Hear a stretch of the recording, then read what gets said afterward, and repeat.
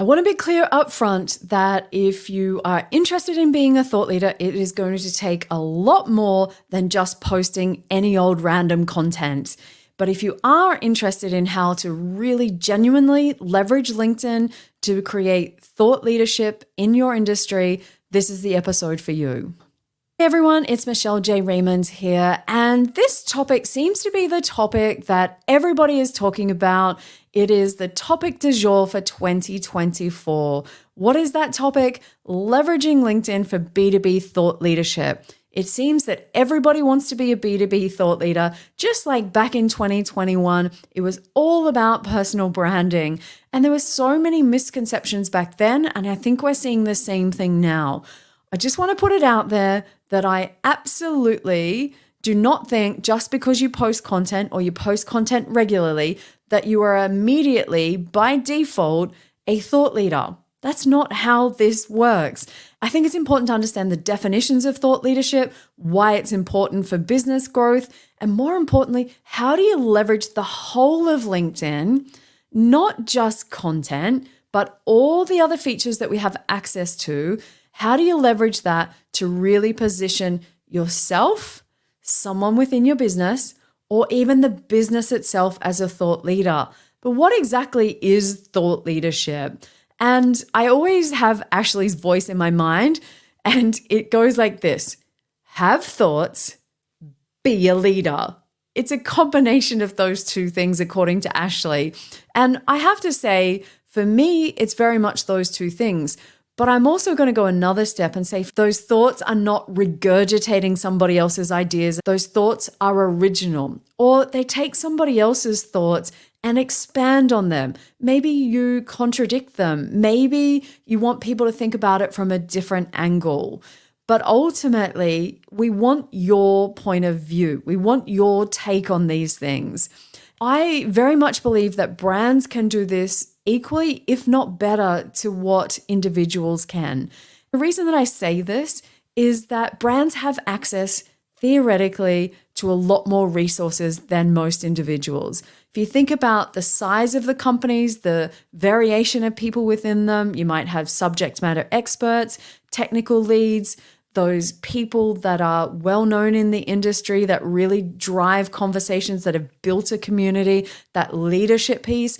You can have that in multiple people and bring that all together under one thought leadership banner.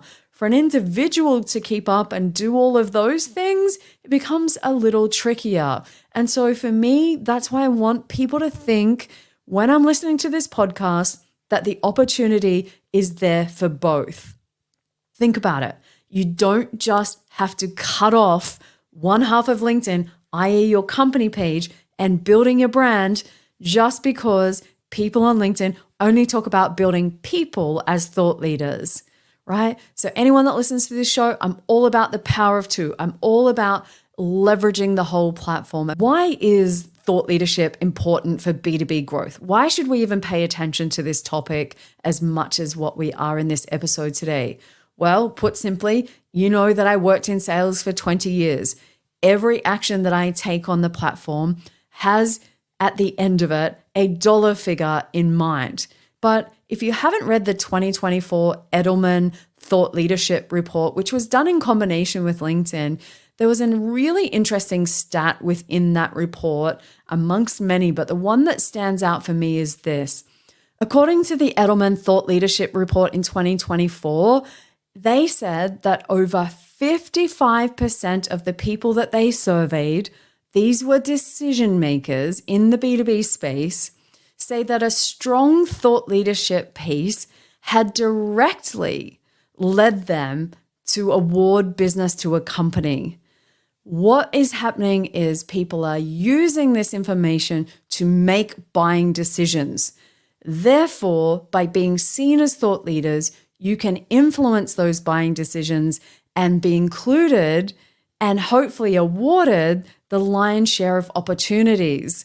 And in today's world where information is readily available, we can Google anything, we can use ChatGPT to get answers. I think it becomes even more critical that we level up. And this is why, for me, thought leadership isn't just something that I can Google and get an answer from 500,000 different pages on the internet. And the thing that always drives me crazy as an individual, when I'm looking to buy something and I jump on Google and I look for the answer to whatever I'm looking for, it could be recently I wanted to buy a new webcam or a new camera. And what happened was, whether I went to YouTube or whether I went to Google and looked at articles, the answers were all exactly the same. Nobody really had any opinion for themselves. They all pointed out exactly the same things. There was no one that went out on a limb and went the opposite way. It's just there to keep the SEO engines happy. That is not what thought leadership is. But let's come back to it. 55% of the decision makers said that they'd used a thought leadership piece and the information that they'd learned to award work to businesses. That is why we're doing this. So as long as we've got that clear, how do we leverage LinkedIn to take advantage of this and really build that thought leadership? When it comes to leveraging LinkedIn for B2B thought leadership, there are really 3 key areas that I think you have to consider. And those areas are your LinkedIn profile or the company page, depending which way you're going, if it's brand or individual. You have to think about the content that you're putting out there. And you also have to think strategically about the community that you're building. It is not just content. If you haven't heard of it already, Metricool is an all-in-one social media management tool that is a lifesaver for scheduling, analyzing, and managing social media content. Whether it's for my podcast or LinkedIn pages, I can tackle everything in one place. Plus, Metricool is free today, tomorrow, and for life, allowing anyone to test out the platform and get hands-on with their social media management. Their free plan allows you to connect one brand across many social networks. With Metricool's free plan, you get access to in-depth analytics to make more strategic decisions, planning and auto-scheduling of up to 50 pieces of content per month to save time, promote your posts in seconds by creating and managing ads directly through the platform, view best times to see when your followers are more active and know when to post, review and reply to all important social media messages with Metricool's inbox feature, analysis of 5 competitor profiles to spy on the brands you like, and much more. It's truly a tool that you'll want to add to your social media toolkit. Plus, if you think the free plan is jam-packed with features, they also have premium plans to customize to your specific social media needs. To everybody that's listening, make sure you create your free account today and get started exploring the platform. All the links are in the show notes. But let's have a look at your LinkedIn profile and let's think about, why does this contribute to how you're seen as a thought leader? And again, the same applies to the company page. You can create all the content in the world and it can be really well thought out. It could be thought-provoking, but ultimately all roads on LinkedIn lead back to people checking out your profile or company page. Now, when they do that, what's the impression that they get?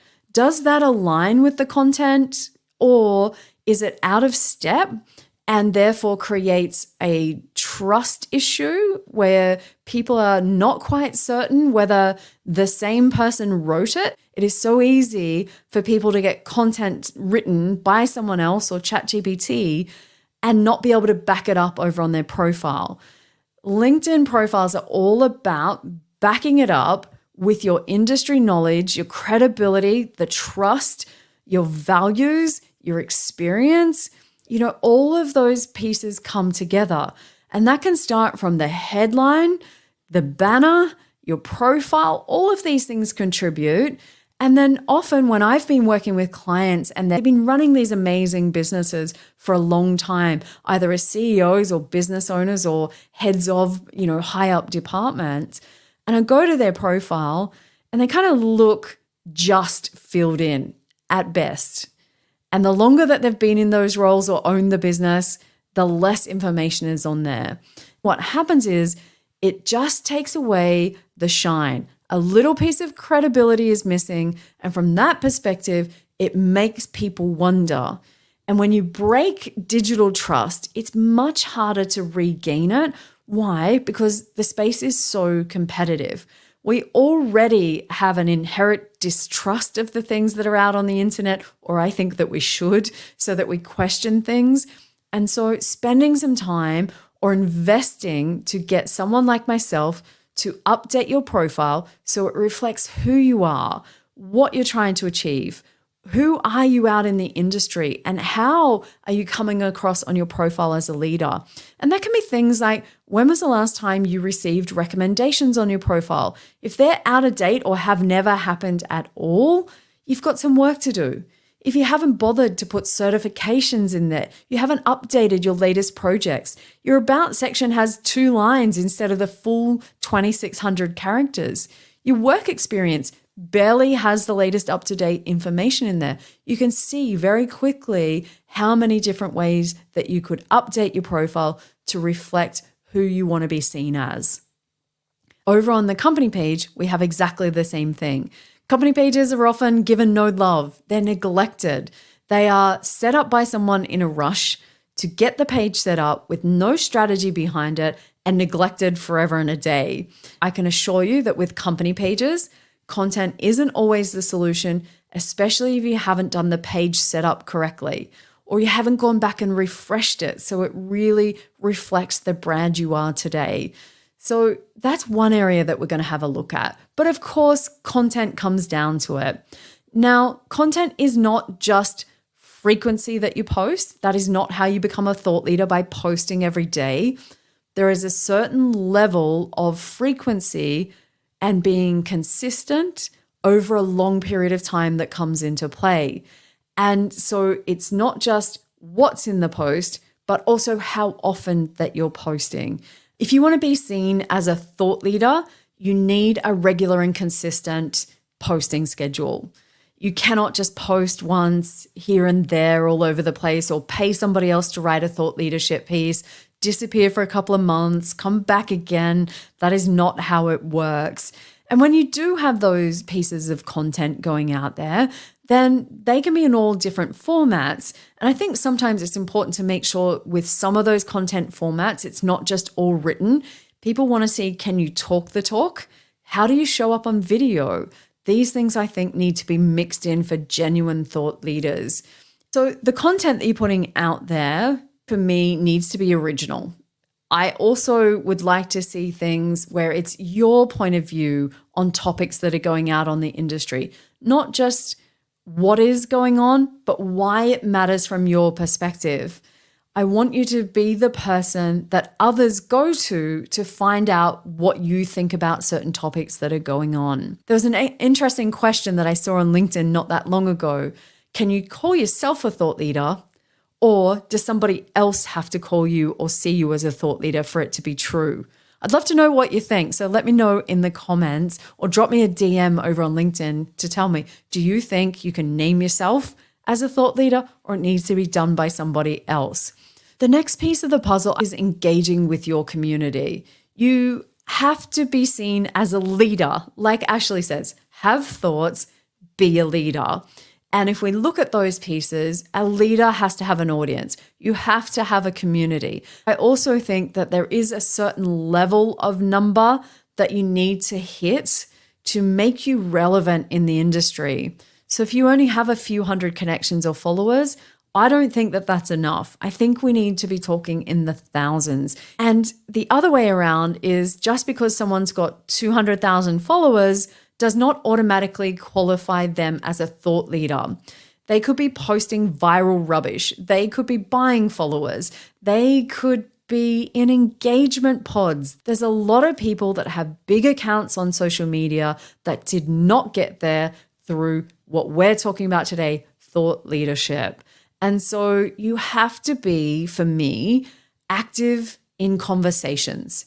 You have to be connecting with new people in your community.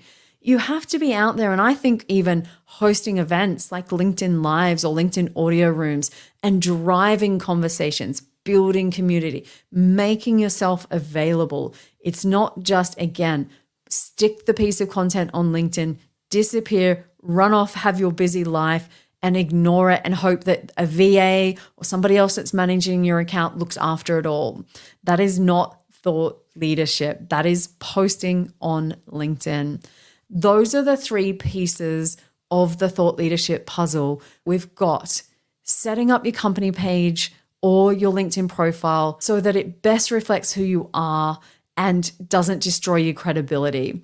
That's one piece. We've got the content, making sure that you're driving conversations, leading conversations with original thoughts, original expertise that you're sharing, and really guiding people within the industry to help them make decisions. I think it's a really important distinction to understand that building yourself as a thought leader is to help other people make decisions, buying decisions especially, not to make yourself look amazing. That's a byproduct of it, one that we love, but ultimately you're in service of that community. And the more that we create content, create community, and engage with that community, the more opportunities that come our way.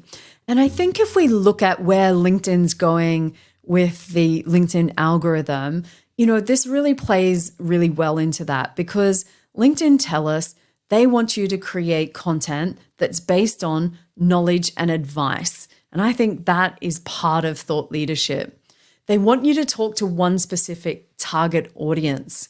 Perfect. That's the community that we've built strategically.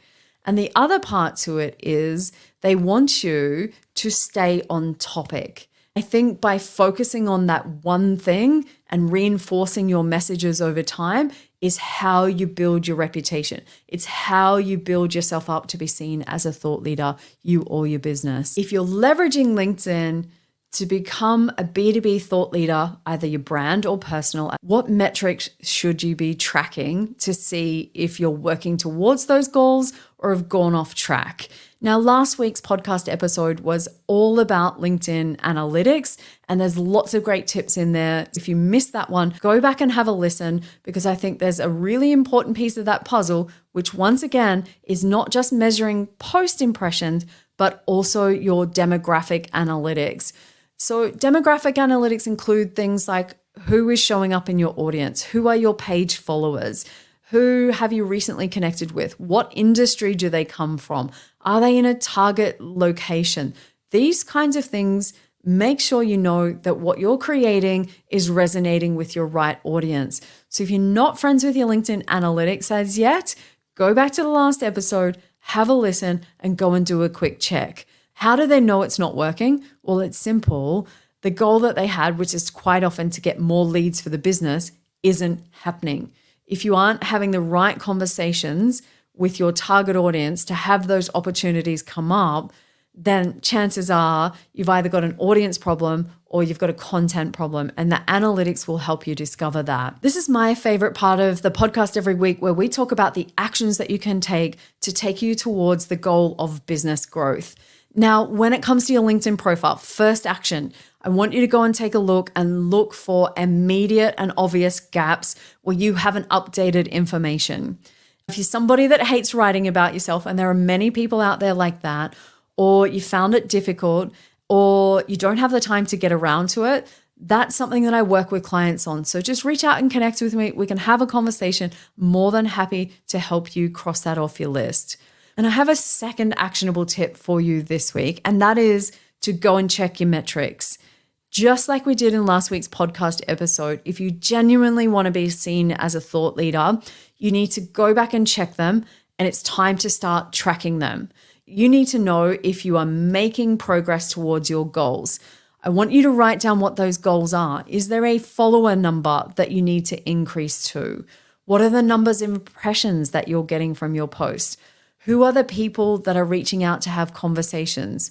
As we wrap up today's episode, I just want to say that I am excited about the opportunity that there is for B2B businesses to grow by leveraging thought leadership.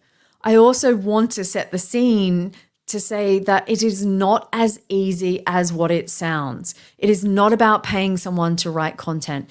It goes the next level. You are going to need to heavily invest in your team, training, and processes to get this off the ground and get that consistent action over time where your business does start leading conversations. If you are stuck on this, not sure where to start, and feeling overwhelmed, that's something that I can help you with. And so I hope, listeners, today that I've inspired you to look at LinkedIn beyond posting content, beyond post impressions, and start to look at how can we leverage the whole platform, including our company page, including our profile and our content, to build a powerful community that views us through their eyes as a thought leader. Until next week, cheers.